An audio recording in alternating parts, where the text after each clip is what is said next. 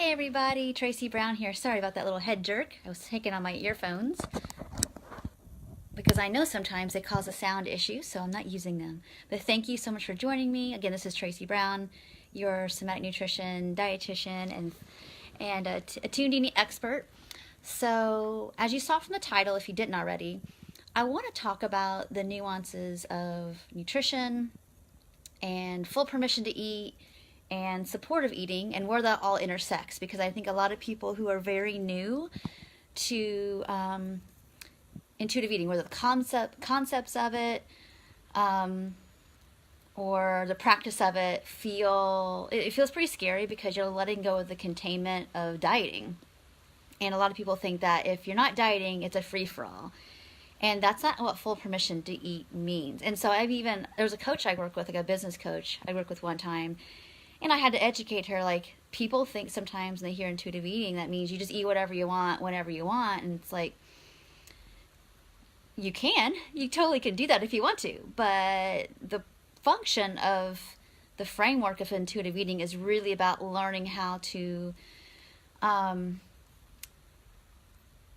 eat, truly and fully what you want, but know that it's okay to totally honor what your body needs and its signals as well. So if you're, let's say, at the beginning stages of intuitive eating and really eating with full permission, you might be eating lots more cookies than you would have ever let yourself eat when you're more restrictive, just because that's what you need to do to make full peace. Now, some people will think that means a free-for-all, and it's like, well, no. Think about if you've ever been to like a county or a state fair, and there's that pirate ship ride where it's like, ooh, you're way up here and it swings all the way over here. Sometimes that's what some of our process looks like, is to eat as much as you need to. And a lot of people in the recovery world who use like unrestricted eating, which I am a fan of, by the way. I think it definitely is helpful to get people moving along quicker, even though it's not for... Some people need some containment around that to not feel out of control and actually relapse. But anyway, there's a level of and that's how I did it. I really needed to just eat all the foods, to make full peace. But anyway, we need to do a part of that. But I also want people to recognize that it's not for a out of control non-purpose.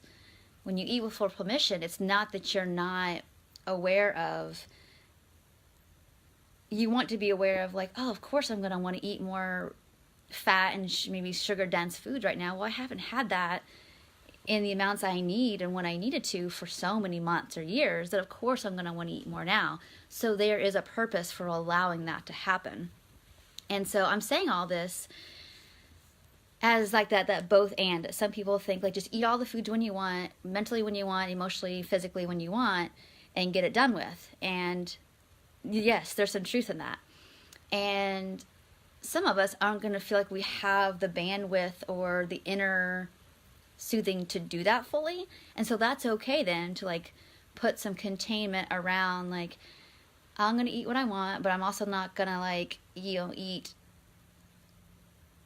all of this at this meal, because if I do, I'm afraid that I'll, compensate the next meal. So it doesn't quite make sense to, like, do it all here at once. So I'm just not saying all this to be confusing, but just for everybody to take a step back, and find their feet, and find their seat, and find their back, on your chair or the back of where you're sitting, and just tune in to, like, what you need to do to feel safe enough. You don't have to feel fully okay with it, but safe enough to do it and not compensate, or not feel like I can feel that urge to just say, screw it, I ate 10 Oreos and that's not supportive eating, or that's not intuitive eating, so I might as well just eat the whole thing.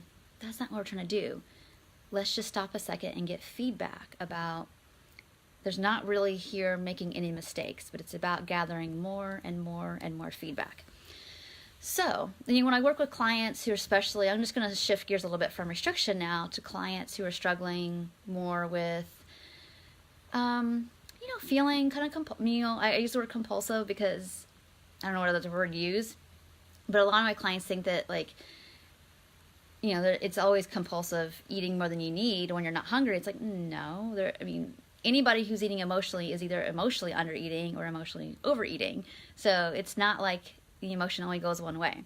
But anyway, for those of you who are struggling with a little bit more like knowing where my edges are and where the breaks are and how to feel like I have other resources to stop with the food so I can do that, is that, you know, it can feel really restrictive to even sometimes be honoring our bodies. And I'm saying ours because I was in that camp too, is that, oh, I don't want to, like, I know that I could eat whatever right now, but I don't want to.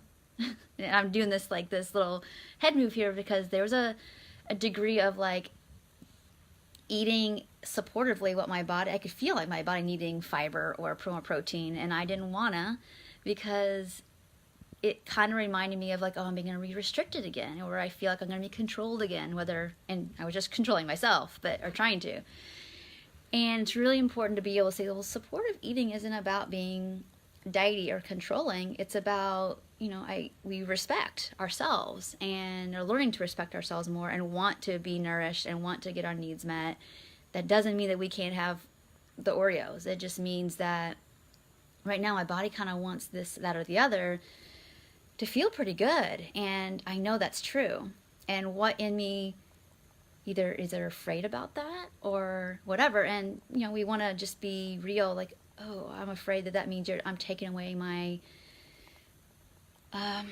the only thing that's like kind of sort of soothe me. And we want to be really gentle and compassionate about them. Of course we might feel that way. Okay. And so you can flip it if that's not your scenario, but just recognize that, like, the reason supportive eating gets a little weird for some people is because we're bumping up against some of those old things. And then we get in this mental loop of like, this doesn't work. It's like, well, no, you can feel what you need. It's just there's a prohibition against letting that happen because of other things and that we need to attend to. So for those people who feel like intuitive eating is this big free-for-all, you know, no, it's not. It's just that you are repairing the old deprivation. So it might look a little like not the most myplate.gov plate going on, but that's because you're healing. You're doing like the most supportive thing you can do in the moment, which is to eat whatever you need to eat and the amounts you need to eat it in. And sometimes you're going to, like, quote unquote, miss the mark and eat more than you needed to, but in the long term, the big picture, it's like you're actually healing all the deprivation. So it's just really, really important. And if it's something you get scared about, come back to this video. It's like, you might mentally want a lot of different kinds of foods because you haven't had them. That's okay. If we let that ride out, whether that takes 3 months, 6 months, whatever, that's supportive. That's what you actually need to be doing. And it's not going to last forever. So I hope this helps. Hope this helps you to recognize, like,